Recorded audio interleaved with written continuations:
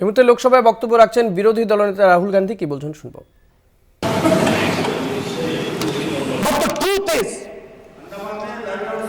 The truth is that you want India to be run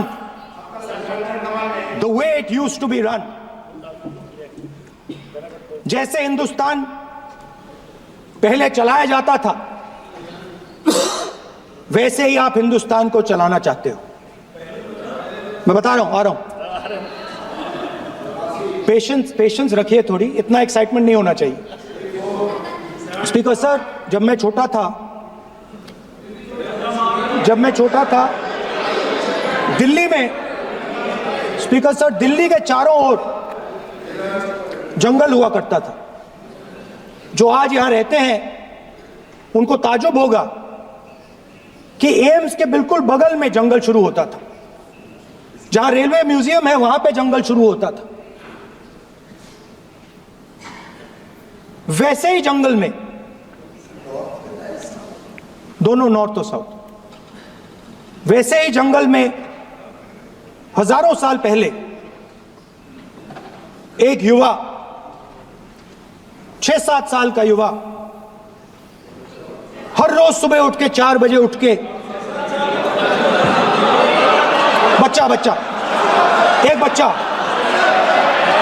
एक बच्चा, वाह बहुत बढ़िया, एक बच्चा 4 बजे उठ के तपस्या करता था। हर रोज सुबह तपस्या, हाँ, हर रोज सुबह वो धनुष उठाकर तीर कमान चलाता था और घंटे उसने तपस्या की, सालों के लिए उसने तपस्या की।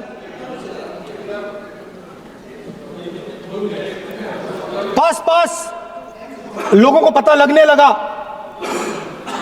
कि लड़का है। यही तो आप नहीं समझ सकते हो, यही तो प्रॉब्लम है।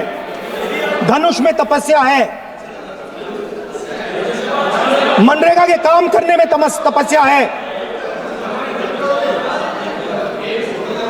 तपस्या का मतलब शरीर में गर्मी पैदा करना, समझिए। हाँ, तब का ये मतलब है, तपस्या का ये मतलब है। तो ये तपस्या कर रहा था, लोगों को पता लगा और वो गुरु के पास गया। लड़के का नाम एकलव्य था और वो गुरु के पास गया और उसने कहा, गुरु द्रोणाचार्य जी, मैं सालों से धनुष चलाना सीख रहा हूं, मैंने अपनी पूरी शक्ति इसमें डाली है।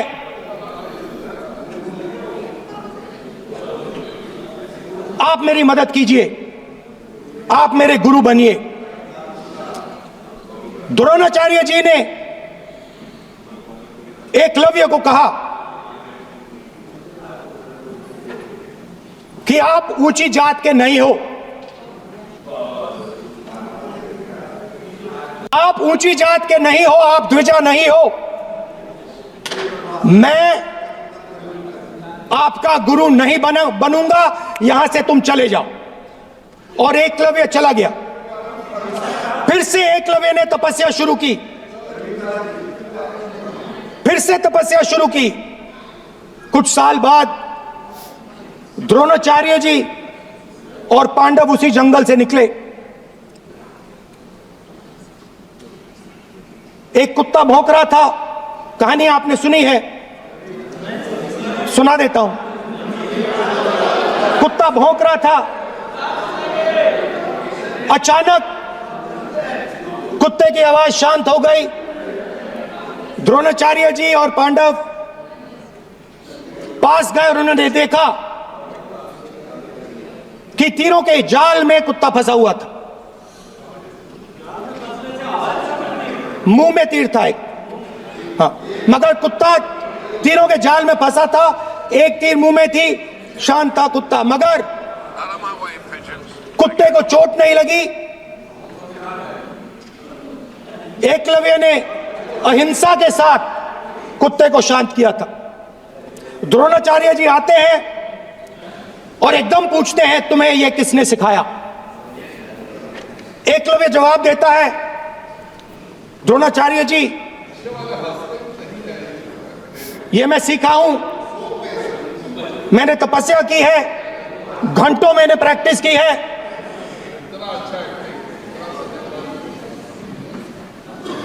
आपने मुझे गुरु बनने से मना किया था, तो मैंने एक मूर्ति, मट्टी की मूर्ति सामने रखी और मैंने प्रैक्टिस की और मैं सीखा। द्रोणाचार्य जी खुश नहीं हुए। द्रोणाचार्य जी ने एकदम कहा, तुम्हें मुझे गुरु दक्षिणा देनी है। नहीं नहीं, ये आपकी स्टोरी है, ये आपकी स्टोरी है। मेरी स्टोरी है कि द्रोणाचार्य ने पूछा।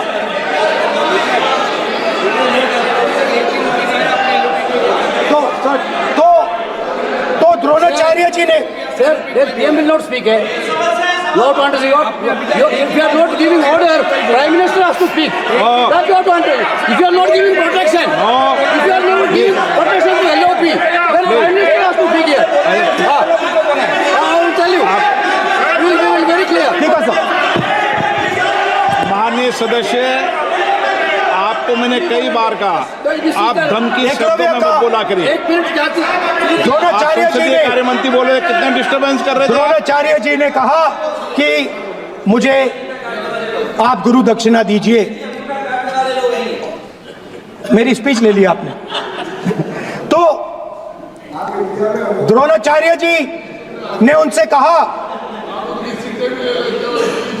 कि गुरु दक्षिणा के लिए मुझे तुम्हारा हुनर, तुम्हारा भविष्य, तुम्हारा अंगूठा चाहिए। और एकलव्य ने अंगूठा काट के द्रोणाचार्य को दे दिया।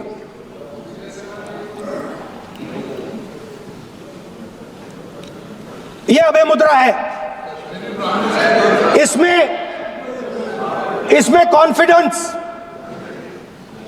स्ट्रेंथ, निडरता कहां से आती है? हुनर से आती है, इस अंगूठे से आती है। ये लोग इसके खिलाफ हैं। जैसे द्रोणाचार्य जी ने एकलव्य का अंगूठा काटा, वैसे ही आप पूरे देश का अंगूठा काटने में लगे हुए हो। आप जैसे ही एकलव्य का, जैसे द्रोणाचार्य जी ने एकलव्य का अंगूठा काटा, वैसे ही आप हिंदुस्तान के युवाओं का,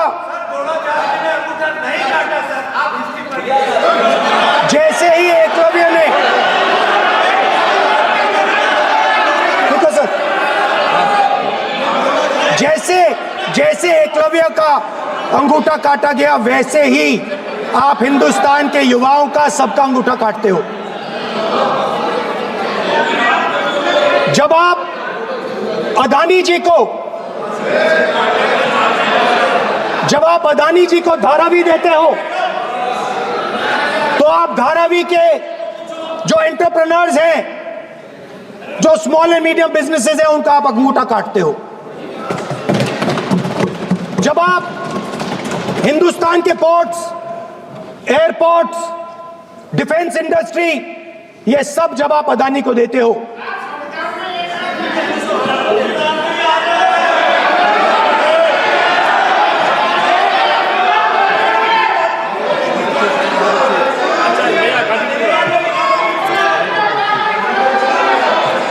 हिंदुस्तान के सारे जो फेयर प्ले बिजनेसेस हैं, जो ईमानदारी से काम करते हैं, आप उन सब का अंगूठा काटते हो जब आप अदानी की मदद करते हो। कॉन्स्टिट्यूशन में लैटरल एंट्री कर आप हिंदुस्तान के युवाओं का, पिछड़ों का, गरीबों का अंगूठा काटते हो।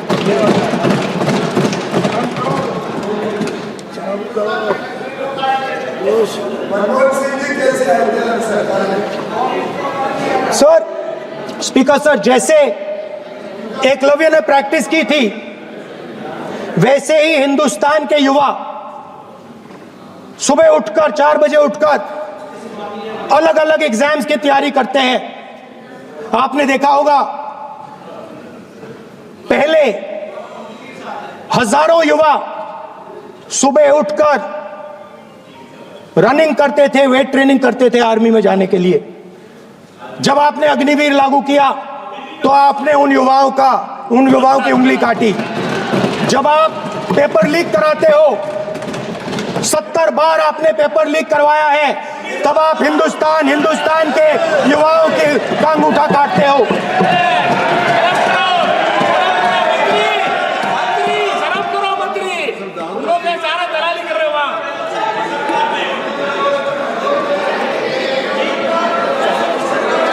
आज बाहर, दिल्ली के बाहर आपने किसानों पर टीयर गैस चलाया है, आपने किसानों पर लाठीचार्ज किया है। किसान आपसे एमएसपी मांगते हैं, सही दाम मांगते हैं, मगर आप अदानी को फायदा पहुंचाते हो, अंबानी को फायदा पहुंचाते हो और किसान का अंगूठा काटने का काम करते हो। देखिए इसको हम कहते हैं अभय मुद्रा, हम कहते हैं डरो मत, आप कहते हो हम आपका अंगूठा काट देंगे। ये फर्क है। एक तरफ कौन सर बोले, मेरे कहना है कि हम एक मिनट प्लीज बैठिए, आप बैठिए, प्लीज बैठिए, आप बैठिए। आज हम भारत के संविधान की 75 वर्ष की गौरवशाली यात्रा पर कर रहे हैं और कर भाई ये चर्चा हुई थी कि हम संविधान की चर्चा करते समय उसकी उच्च कोटि की ये अपेक्षा है। आप स्पीकर सर, आप राष्ट्रपति भाषण नहीं है। कॉन्स्टिट्यूशन में कहीं नहीं लिखा है कि मोनोपोली होनी चाहिए। कॉन्स्टिट्यूशन में कहीं नहीं लिखा है कि पेपर लीक होना चाहिए। कॉन्स्टिट्यूशन में कहीं नहीं लिखा है कि अग्निवीर होना चाहिए। कॉन्स्टिट्यूशन में ये सब नहीं लिखा है, इसलिए मैं यहाँ रेस कर रहा हूँ। कॉन्स्टिट्यूशन में नहीं लिखा है कि हिंदुस्तान के युवाओं का अंगूठा काटना चाहिए, उनका जो हुनर है उनसे छीना जाना चाहिए।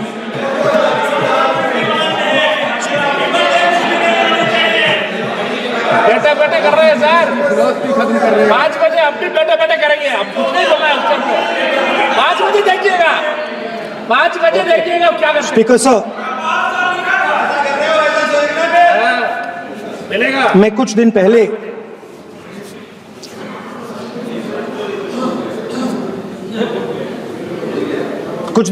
मैं हाथरस गया।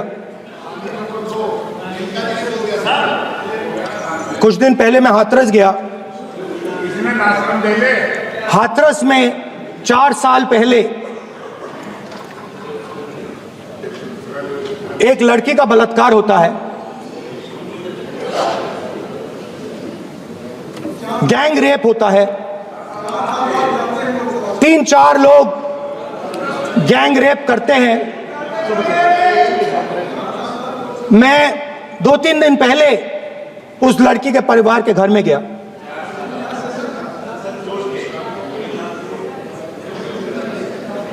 जिन्होंने गैंग रेप किया वो बाहर घूम रहे हैं और लड़की का परिवार अपने घर में बंद है। लड़की का परिवार बाहर नहीं जा सकता है।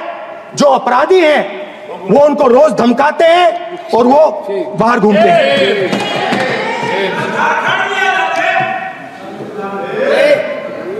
परिवार ने मुझे बताया कि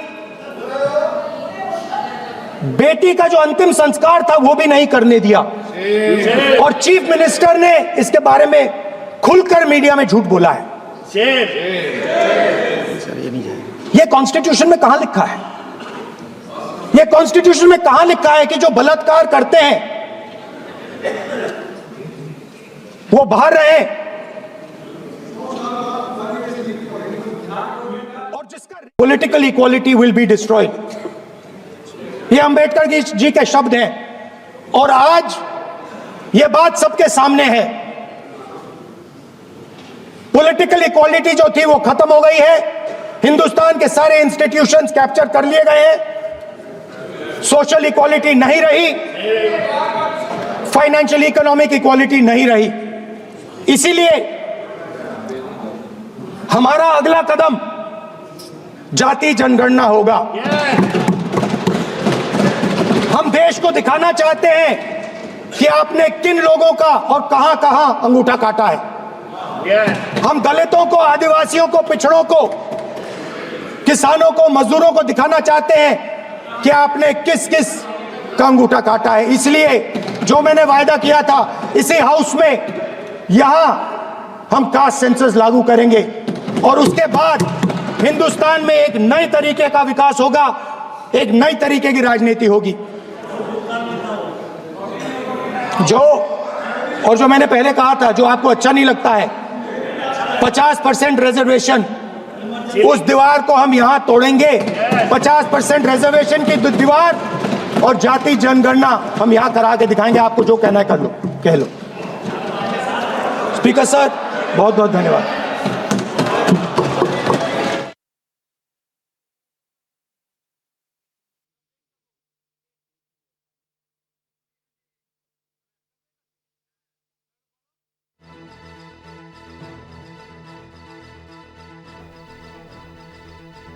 সংবিধান নিয়ে আলোচনায় হাতরাসের প্রসঙ্গ তুললেন লোকসভায় বিরোধী দলনেতা রাহুল গান্ধী। অপরাধীরা বাইরে প্রকাশ্যে ঘুরে বেড়াচ্ছে, আর যিনি ধর্ষণের শিকার হয়েছেন তিনি ভয়ে বাড়িতে রয়েছেন। অত্যাচারিতাকে ভয় দেখানো হচ্ছে, এই অভিযোগও তুললেন রাহুল গান্ধী। তাদের পাশে থাকবে ইন্ডিয়া জোট, এই নির্যাতিতাদের পাশে, তাদের পরিবারের পাশে থাকবে ইন্ডিয়া জোট, সে কথাও বললেন। এরই পাশাপাশি তিনি বললেন যে ভারতবর্ষের যুবকদের হাতের আঙুল কেটে নিচ্ছে, অর্থাৎ তাদের চাকরি বাকরি নেই। আদানি প্রসঙ্গও তুলে ধরলেন রাহুল গান্ধী এবং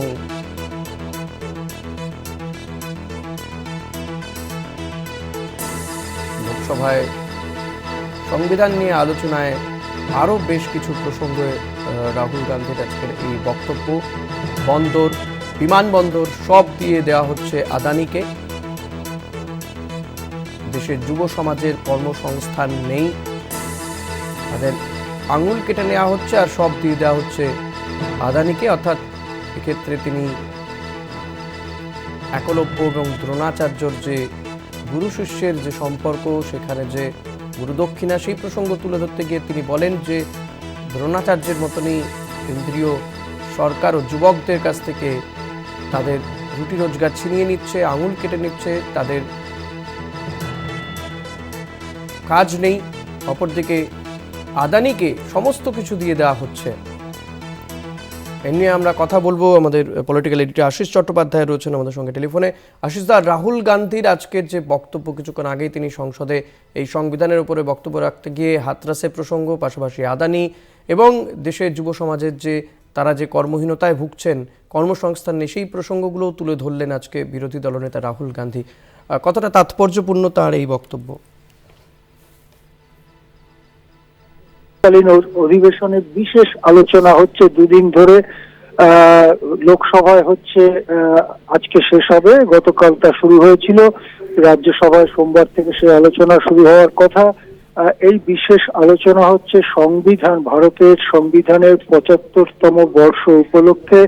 ৭৫তম বর্ষ উপলক্ষে সংবিধান নিয়ে বিশেষ আলোচনায় আজকে অংশ নেন কংগ্রেসের সাংসদ তথা কংগ্রেসের প্রাক্তন সর্বভারতীয় সভাপতি রাহুল গান্ধী, এবং তিনি উঠেই চাচা ছোলা ভাষায় সরকার পক্ষকে আক্রমণ শানালেন। তিনি সোজাসুজি বললেন, আদানিদের দিয়ে দেওয়া হচ্ছে দেশের সম্পদগুলো, বন্দর, বিমানবন্দর থেকে শুরু করে দেশের নানা সম্পত্তি আদানিদের হাতে তুলে দেওয়া হচ্ছে। অথচ দেশ কর্মহীনতায় ভুগছে, কাজের সংস্থান হচ্ছে না, বেকারে দেশ ছেয়ে যাচ্ছে। এসব কথা তিনি যখন বলতে শুরু করেন তখন প্রবল হই হট্টগোল করা হয়। বিজেপি বেঞ্চের থেকে বিজেপির সাংসদরা প্রবল হই হট্টগোল করতে থাকেন। অবস্থা এমন হয় একটা সময় যে রাহুল ঠিক কি বলছেন সেটাও স্পষ্ট করে বোঝা যায় না। বারবারই ক্যামেরার মুখও রাহুলের থেকে সরিয়ে নেওয়া হচ্ছিল। এই পরিস্থিতিতেই রাহুল কিন্তু ধৈর্য রেখে কথা বলতে থাকেন। তিনি বলেন যে তিনি হাথরাসে গেছিলেন, যেখানে কয়েক বছর আগে একজন নাবালিকাকে ধর্ষণ করা হয়েছিল, ভয়ঙ্কর ঘটনা ঘটেছিল, নারী নিগ্রহের ঘটনা।